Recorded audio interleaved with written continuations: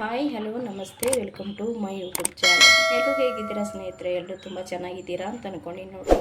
ನಾವು ಕೂಡ ಸೂಪರ್ ಆಗಿದ್ದೀವಿ. ತುಂಬ ಟೇಸ್ಟಿಯಾಗಿರೋಂಥ ಒಂದು ರೆಸಿಪಿನ ತೊಗೊಂಡು ಬಂದಿದ್ದೀನಿ ನೋಡಿರಿ. ತುಂಬಾ ಟೇಸ್ಟಿಯಾಗಿರೋಂಥ ನಾನು ಇಲ್ಲಿ ರೆಸಿಪಿನ ತೊಗೊಂಡು ಬಂದಿದ್ದೀನಿ ಸ್ನೇಹಿತರೆ. ಬನ್ನಿ ಅದು ಯಾವ ರೆಸಿಪಿ ಹೆಂಗೆ ಮಾಡೋದು ಏನು ಅಂತೇಳಿ ನೋಡ್ಕೊಂಡು ಬರೋಣ. ಸಖತ್ತಾಗಿರುತ್ತೆ ರೀ ಸ್ನೇಹಿತರೆ. ಹೊಸಬ್ರು ನೋಡ್ತಾ ಇದ್ದೀರಪ್ಪ ಅಂದ್ರೆ ಪ್ಲೀಸ್ ಚಾನಲ್ನ ಸಬ್ಸ್ಕ್ರೈಬ್ ಮಾಡ್ಕೊಂಡು ಸಪೋರ್ಟ್ ಮಾಡಿ. ಬರ್ರಿ ಇವಾಗ ಹೋಗಿ ನೋಡ್ಕೊಂಡು ಬರೋಣ. ನೋಡ್ರಿ ಇಲ್ಲಿ ನಾನು ದೋಸಾದ ಹಿಟ್ಟ ಉಳ್ದಿತ್ತು ರೀ. ದೋಸಾದ ಹಿಟ್ಟ ಇಷ್ಟು ಉಳ್ದೈತೆ ನೋಡ್ರಿ. ನನಗೆ ಇದು ನಾನು ಸಪ್ರೇಟಾಗಿ ಎತ್ತಿಟ್ಟಿರ್ತೀನಿ ರೀ. ಸೋಡಾ ಮತ್ತು ಉಪ್ಪು ಕಲಸಿಟ್ರೆ ಹುಳಿ ಬಿಡ್ತದಂದು ನಾನು ಎಷ್ಟು ಬೇಕು ಅಷ್ಟೇ ಕಲಿಸ್ಕೊಂಡು ಮಾಡ್ಕೋತೀನಿ. ಇಲ್ಲಿ ನಾನು ಒಂದಿಷ್ಟು ಮಾಡಿ ಆಗಿತ್ತು ರೀ. ಇನ್ನೂ ಒಂದಿಷ್ಟು ಹಿಟ್ಟನ್ನ ಉಳ್ದೈತ್ರಿ. ದೋಸೆ ಮಾಡೋ ಹಿಟ್ಟನ್ನ ತುಂಬ ಟೇಸ್ಟಿಯಾಗಿರುತ್ತೆ ರೀ. ಇಲ್ಲಿ ನೋಡ್ತಾ ಇರ್ಬೋದು ನಾನು ಒಂದು ಮಾವಿನ ಹಣ್ಣನ್ನು ತೊಗೊಂಡಿದ್ದೀನಿ ನೋಡಿರಿ.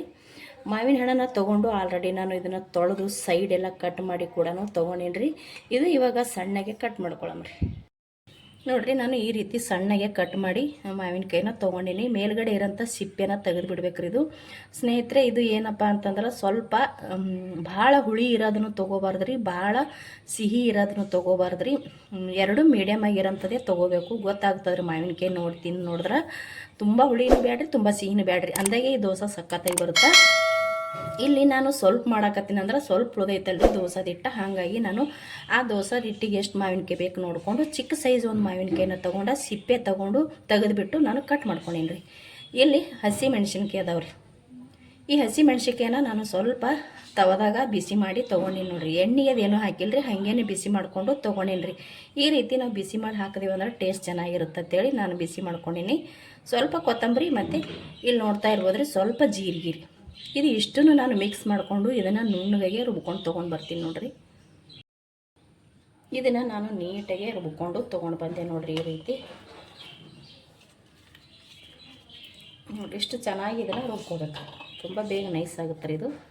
ನೋಡಿರಿ ಈ ರೀತಿ ನಾನು ಇದನ್ನು ರುಬ್ಕೊಂಡು ತೊಗೊಂಡು ಬಂದಿದ್ದೀನಿ. ಇವಾಗ ಇಲ್ಲಿ ನಾನು ಹಿಟ್ಟನ್ನ ತೊಗೊಂಡಿದ್ದೆ ನೋಡಿರಿ, ದೋಸೆ ಹಿಟ್ಟು. ಇದಕ್ಕೆ ನಾನು ಹಾಕೊಂಡ್ಬಿಡ್ತೀನಿ ನೋಡಿರಿ.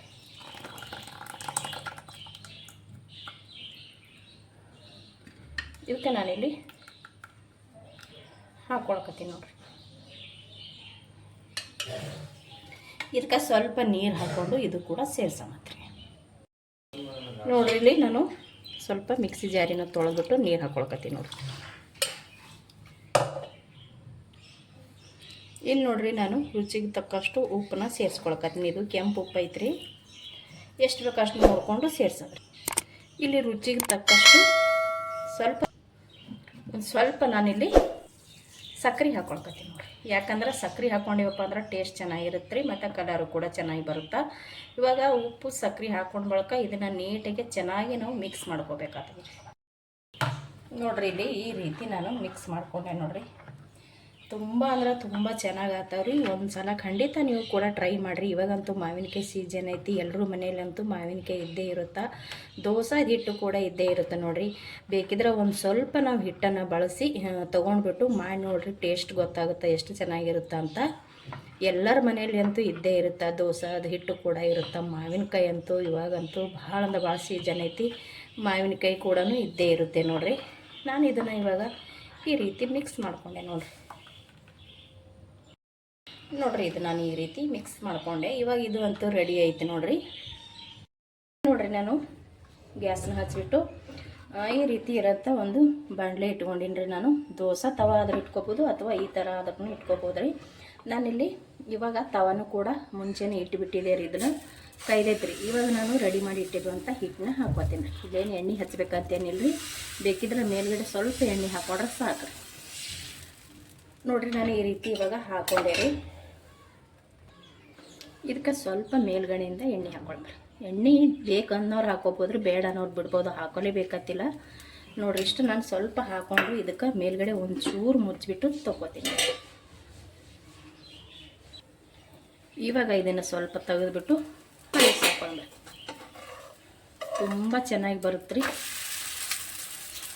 ನೀವು ಇದೇ ರೀತಿ ಒಂದು ಪಾತ್ರೆ ಒಳಗೂ ಮಾಡ್ಕೋಬೋದು ರೀ, ಅಥವಾ ದೋಸೆ ತವ ಇರುತ್ತಲ್ರಿ, ಮಾಮೂಲಿ ದೋಸೆ ಮಾಡ್ತೀವಲ್ರಿ, ದೋಸೆ ತವ ಇದ್ರೂ ಕೂಡ ದೋಸೆ ತವದಾಗ ಕೂಡ ಹಾಕೋಬೋದು ರೀ. ಎದ್ರಾಗ ಹಾಕೊಂಡ್ರು ಕೂಡ ಇದು ಸಖತ್ತಾಗಿ ಮಾವಿನಕಾಯಿ ದೋಸೆ ರೆಡಿ ಆಗ್ತಾವೆ ನೋಡಿರಿ.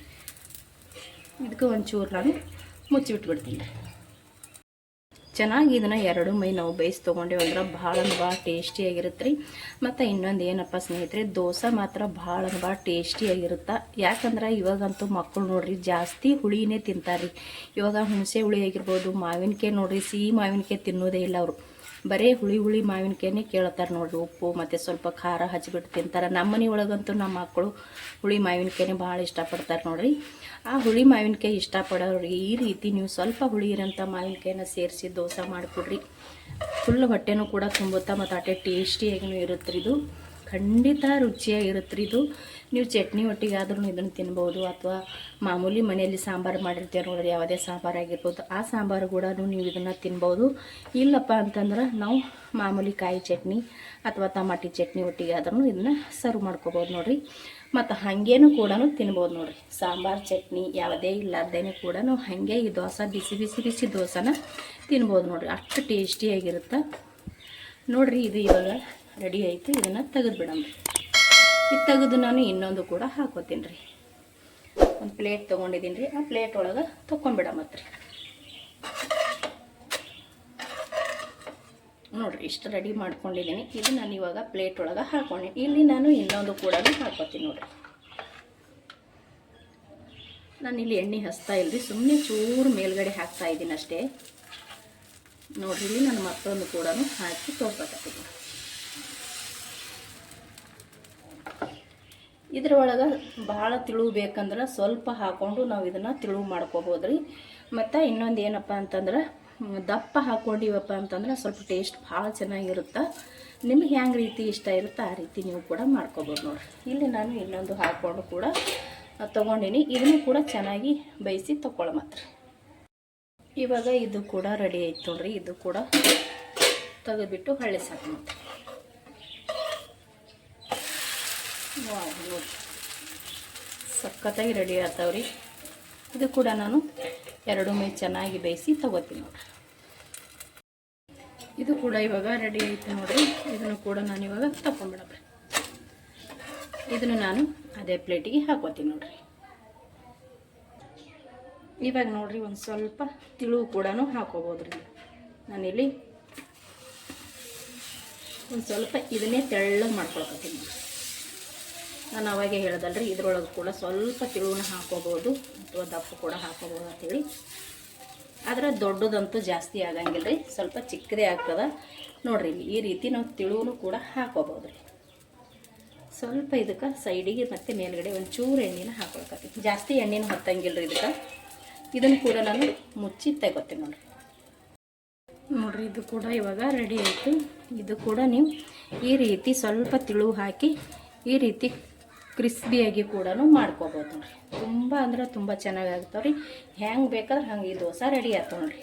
ಟೇಸ್ಟ್ನೂ ಅಷ್ಟೇ ಚೆನ್ನಾಗಿ ಬರುತ್ತೆ ಮತ್ತು ದೋಸೆನೂ ಕೂಡ ಅಷ್ಟೇ ಚೆನ್ನಾಗಿ ಬರುತ್ತೆ ನೋಡ್ರಿ. ಇಲ್ಲಿ ನಾನು ಕ್ರಿಸ್ಪಿಯಾಗಿನೂ ಕೂಡ ಮಾಡಿ ತೋರ್ಸಕತ್ತೀನಿ ನೋಡ್ರಿ. ಎಷ್ಟು ಚಂದ ಬಂದದಂತ. ಇದೇ ರೀತಿ ಕೂಡ ಹಾಕೋಬೋದು. ನಾವು ಹಿಂಗೆ ಮಾಡ್ಕೋಬೋದು. ಮತ್ತು ದೊಡ್ಡ ಸೈಜ್ ಬೇಕಂದ್ರೆ ನೀವು ಸ್ವಲ್ಪ ದೊಡ್ಡ ಪಾತ್ರೆನ ಇಟ್ಕೋಬೇಕಾಗ್ತದೆ. ಇದ್ರೊಳಗೆ ಸ್ವಲ್ಪ ಚಿಕ್ಕ ಆತಾವ್ರಿ, ಹಿಟ್ಟು ಆತಾವ್ರಿ. ಇದು ಹಿಂಗೇನೆ ದೊಡ್ಡ ಬೇಕಂದ್ರೆ ದೊಡ್ಡ ಪಾತ್ರೆ ಇಟ್ಕೋಬೇಕಾಗ್ತದೆ ಅಷ್ಟೇ ರೀ ನೋಡ್ರಿ. ಇಲ್ಲಿ ನಾನು ಮತ್ತೊಂದು ಕೂಡ ಕ್ರಿಸ್ಪಿಯಾಗಿ ಮಾಡ್ಕೊಂಡಿದ್ದೀನಿ ನೋಡ್ರಿ. ಇಲ್ಲಿ 2 ಕೂಡ ನಾನು ಕ್ರಿಸ್ಪಿಯಾಗಿ ನಿಮಗೆ ಮಾಡಿ ತೋರಿಸಿದ್ದೀನಿ ನೋಡ್ರಿ. ತುಂಬ ಟೇಸ್ಟಿಯಾಗಿರುತ್ತೆ. ಬಿಸಿ ತಿನ್ನಕ್ಕಂತೂ ಭಾಳ ಅಂದ್ರೆ ಭಾಳ ಟೇಸ್ಟಿ ಇರುತ್ತೆ ರೀ ನೋಡ್ರಿ. ಹೆಂಗೆ ಬಂದದಂತ ಸಖತ್ತಾಗಿ ಬರ್ತದ್ರಿ. ನೀವು ಆರಾಮಾಗಿ ಈ ರೀತಿನೂ ಕೂಡ ರೆಡಿ ಮಾಡ್ಕೋಬೋದು ನೋಡ್ರಿ. ಇಲ್ಲಿ ನಾನು ಮಾವಿನಕಾಯಿ ದೋಸೆನ ರೆಡಿ ಮಾಡ್ಕೊಂಡೆ ನೋಡ್ರಿ. ತುಂಬ ಟೇಸ್ಟಿಯಾಗಿರುತ್ತೆ. ನಾನು ಹೇಳಿದೆ ಅಂದರೆ ಸ್ಮೂತಾಗಿ ಕೂಡ ಮಾಡ್ಕೋಬೋದು ಮತ್ತು ಸ್ವಲ್ಪ ಕ್ರಿಸ್ಪಿಯಾಗಿ ಕೂಡ ಮಾಡ್ಕೋಬೋದು ರೀ. ಇಲ್ಲಿ ನಾನು ಮಾವಿನಕಾಯಿ ದೋಸೆನ 2 ಥರ ಮಾಡಿ ತೋರಿಸಿದ್ದೀನಿ. ಮನೆಯಲ್ಲೇ ಮಾಡಿರುವಂಥ ಸಿಂಪಲ್ ಸಾಂಬಾರು ಕೂಡ ನಾನು ಇಟ್ಟಿದ್ದೀನಿ ರೀ ಸೈಡಿಗೆ.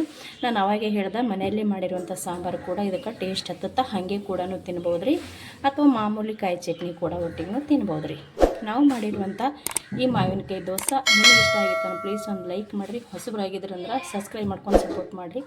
ಮತ್ತೆ ಒಂದು ಹೊಸ ರೆಸಿಪಿ ಒಂದಿಗೆ ಸಿಗ್ತೀನಿ ರೀ. ಇಷ್ಟೊತ್ತನ ವೀಡಿಯೋ ನೋಡಿದವ್ರಿಗೆಲ್ಲರಿಗೂ ಕೂಡ ಥ್ಯಾಂಕ್ ಯು.